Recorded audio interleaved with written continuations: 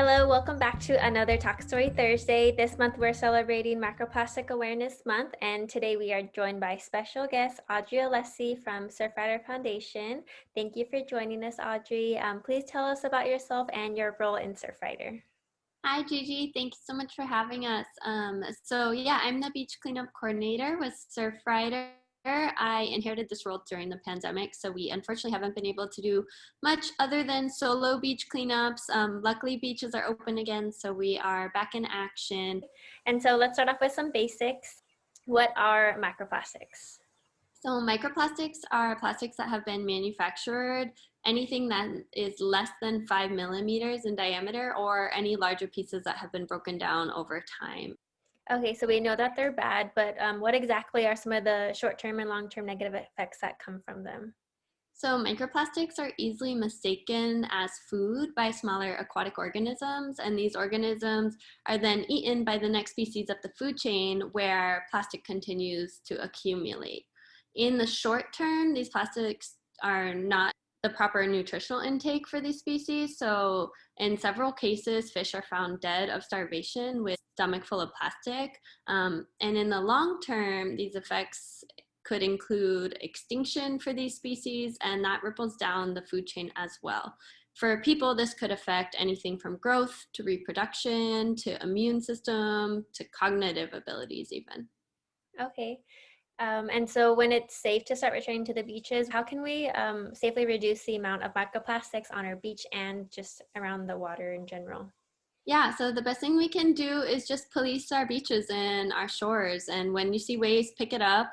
Solo beach cleanups are fantastic right now, and make more conscious decisions in your lifestyle on what you consume. As far as single-use plastics, reusable bags are a great step.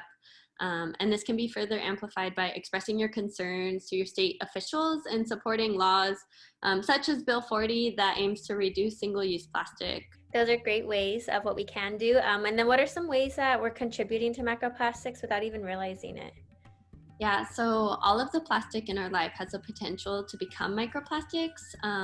Everything that you don't even think of, from our clothes that are made of plastic fibers, our food is wrapped in plastic waste, our tires create microplastics as they degrade from the friction on our road, and the seafood that we consume is all caught with plastic lines and nets, which end up in the ocean.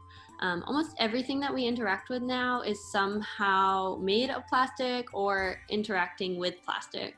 So when these items are not properly disposed of, they have the potential to break down into smaller pieces. So now that we know what microplastics are and the negative effects that come from them, what are some ways we can get the community involved and specifically involved with Surfrider? So to be involved with Surfrider, anybody can join.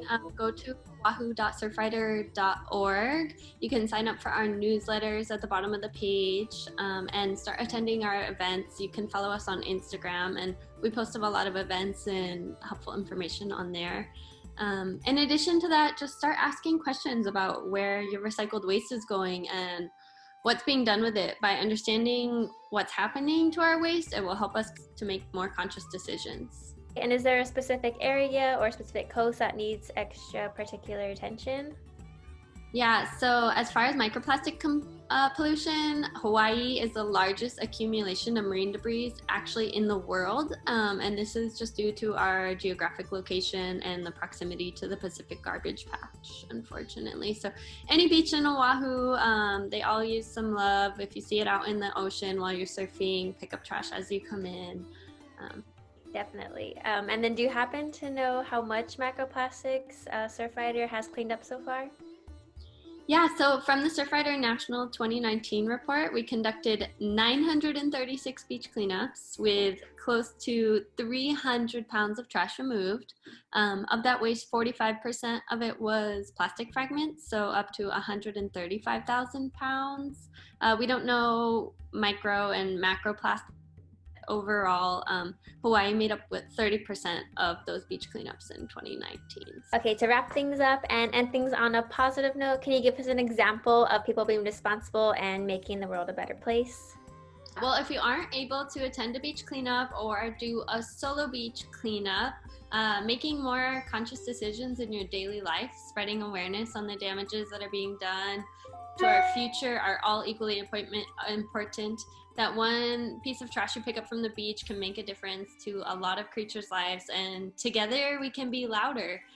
There's no one person that can tackle this alone. So we can make larger changes, such as I mentioned, Bill 40 on Oahu, the first of its kind, and together we can do more. That's beautiful. Thank you. And I'm so excited for Bill 40.